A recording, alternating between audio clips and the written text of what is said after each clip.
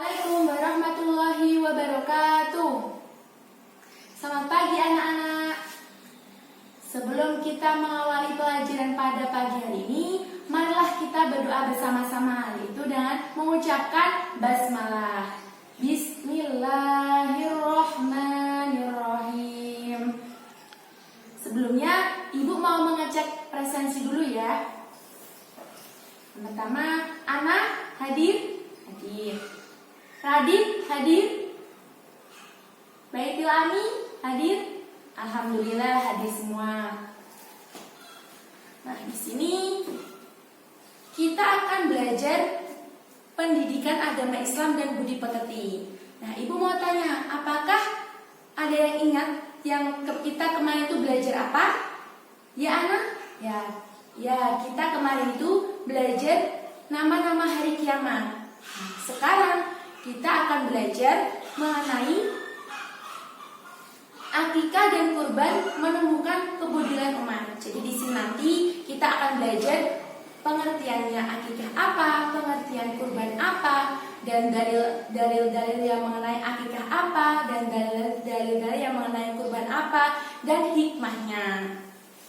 Setelah itu, Ibu juga akan menjelaskan mengenai penilaian. Apa yang harus dinilai? Yaitu yang pertama adalah sikap. Jadi anak-anak di sini mengikuti pelajaran, Ibu juga akan menilai bagaimana sikapnya. Apakah sikapnya baik, apakah sikapnya kurang baik, ataupun malah tidak baik.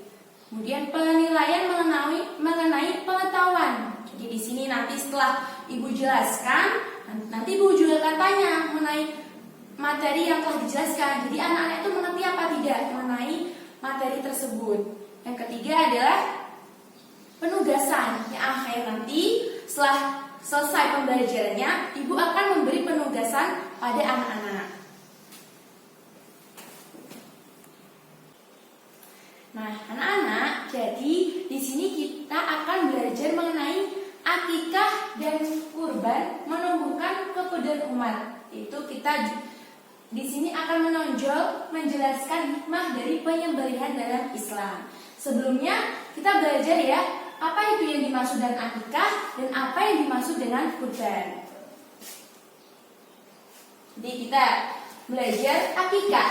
Akikah itu secara bahasa itu artinya adalah memutus atau melubangi. Tapi secara syariat makna, akikah itu menyembelih kambing domba. Sebagai tanda syukur kepada Allah. Jadi setelah ada orang tua yang melahirkan, nah itu kita wajib bersyukur kepada Allah dengan cara kita melaksanakan akikah. Dalil perintah ibadah ini terdapat pada hadis riwayat Abu Dawud yang menjelaskan semua bayi itu tergadaikan dengan akikahnya yang pada hari ketujuhnya disembelih hewan kambing, diberi nama dan dicukur rambutnya. Setelah itu hikmah dari akikah. Setelah kita belajar mengenai pengertian akikah dan dalil akikah, setelah itu juga ada hikmahnya, yaitu yang pertama menghidupkan sunnah Nabi Muhammad. Jadi akikah ini termasuk kita menghidupkan sunnahnya Nabi Muhammad. Kemudian yang kedua, membebaskan anak dari ketergadaian. Yang ketiga, ibadah akikah itu mengandung unsur pelindungan dari setan yang dapat mengganggu anak yang terlahir itu. Dengan demikian, anak yang telah ditunaikan akikahnya dengan ridho dan pertolongan Allah akan lebih terlindungi dari gangguan setan yang sering mengganggu anak-anak. Yang keempat, dari ridho dan pertolongan Allah, akikah dapat menghindarkan anak dari musibah, keburukan moral, dan penderitaan. Yang kelima, merupakan bentuk takarub atau pendekatan hati kepada Allah. Jadi akikah itu bisa mendekatkan diri kita kepada Allah, sekaligus sebagai wujud rasa syukur kita atas karunia yang dianugerahkan oleh Allah dengan lahirnya seorang anak. Jadi setelah seorang anak lahir, maka kita wajib bersyukur kepada Allah dengan cara kita melaksanakan akikah tersebut. Akikah sebagai sarana menampakkan rasa gembira dalam melaksanakan syariat Islam. memperkuat tali silaturahim di antara anggota masyarakat. Jadi yang merasakan bahagia itu gak cuma kita sendiri, tetapi orang lain juga merasakan rasa bahagianya. Yang kedua, kita akan belajar mengenai kurban. Apa itu kurban? Kurban secara bahasa itu berasal dari kata qoroba yang berarti dekat. Secara syariat, kurban artinya ibadah dalam bentuk melaksanakan penyembelihan hewan tertentu atas dasar perintah Allah dan petunjuk Rasulullah.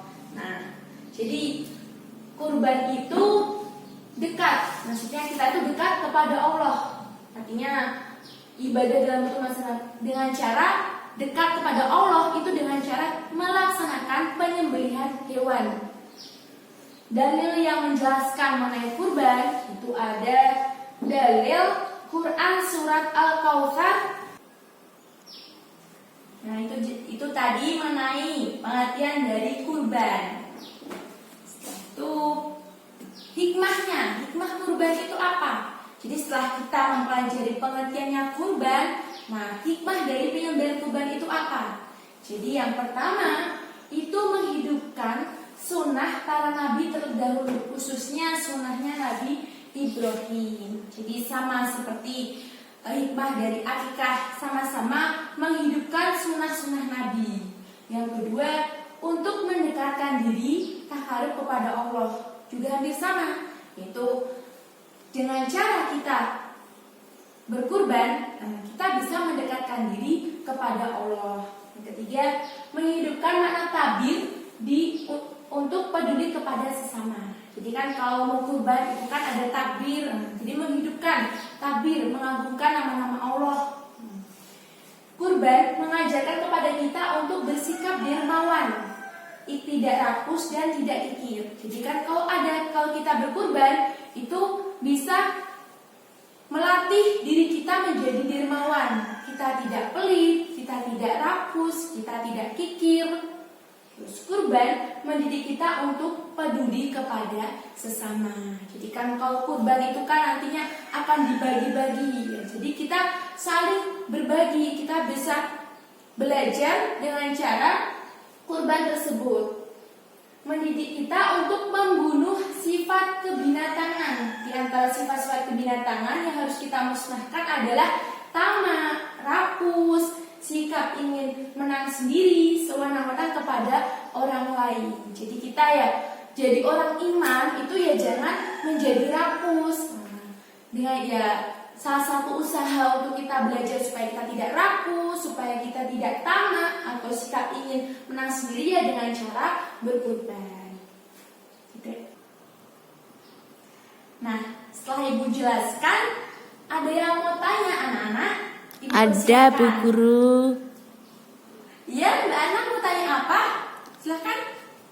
Berhubung hikmah korban itu tadi saya belum begitu mengerti, supaya diulangi, Bu Guru. Oh iya, Ibu ulangi lagi ya mengenai hikmah kurban. Jadi begini, yang hikmah berkurban yang pertama yaitu menghidupkan sunnah pada nabi terdahulu, khususnya sunnah nabi.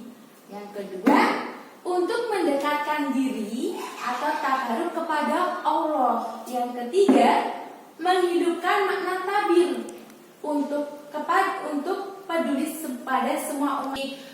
Kurban ini sangat berpositif pada kehidupan kita. Gak cuma agama saja, melainkan dalam kehidupan sehari-hari pun bisa membantu kita, bisa memperbaiki akhlak kita.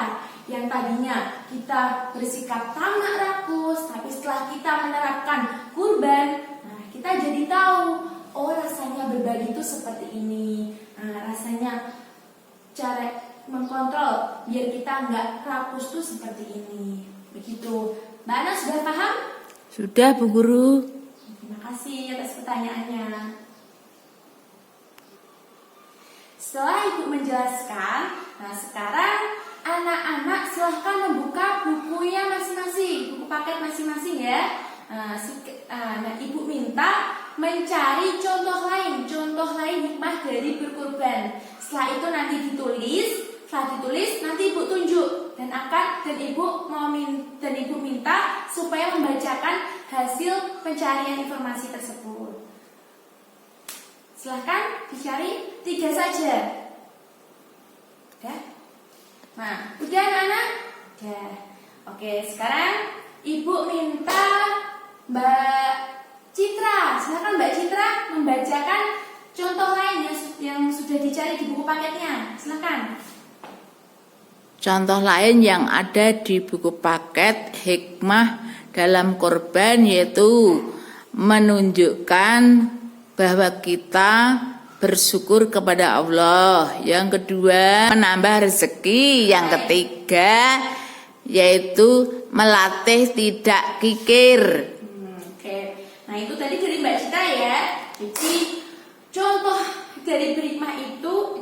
dari hikmah berkorban itu masih banyak lagi. Bisa menambah syukur, melatih kesabaran, terus menjauhkan kita dari sifat kikir. Berikutnya, ibu mau memberi pertanyaan, ya. Jadi nanti ibu tunjuk supaya menjawab pertanyaan ibu. Pertanyaannya adalah, dalil apa yang tadi menjelaskan mengenai perintah berkurban? Ibu mau, Mbak Imah, silakan Mbak Imah menjawab pertanyaannya. Surat apa tadi? Surat Al-Kautsar ayat 1 sampai 3. Ya, betul, tepuk tangan. Jadi surat Al-Kautsar ayat 1 sampai 3. Setelah itu ibu memberikan tugas ya kepada anak-anak, yaitu tugasnya untuk pertemuan selanjutnya supaya merangkum, meringkas. Tadi kita belajar mengenai apa? Tadi kan ibu udah jelaskan. Nah, sekarang anak-anak merangkum ya, meringkas. Setelah itu nanti pertemuan selanjutnya dikumpulkan. Kesimpulan kita belajar pada pagi hari ini yaitu kita belajar mengenai hikmah dari berkurban dan hikmah dari akikah. Jadi hikmah dari kurban dan akikah ini sangat berdampak pada kehidupan diri kita. Yang pertama, kita bisa menghidupkan sunnah-sunnah pada zaman Nabi. Kemudian kita bisa mewujudkan rasa syukur kita dengan cara kita berhikmah, dengan cara kita akikah, dan kemudian kita bisa menumbuhkan rasa peduli kita kepada sesama umat manusia.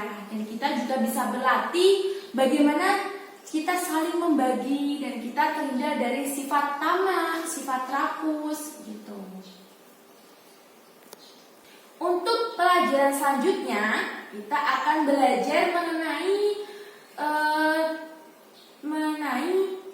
syarat-syarat dalam penyembelihan kurban dan penyembelihan akikah. Jadi ibu minta supaya anak-anak membaca terlebih dahulu di buku paket masing-masing. Itu tadi pelajaran pada pagi hari ini.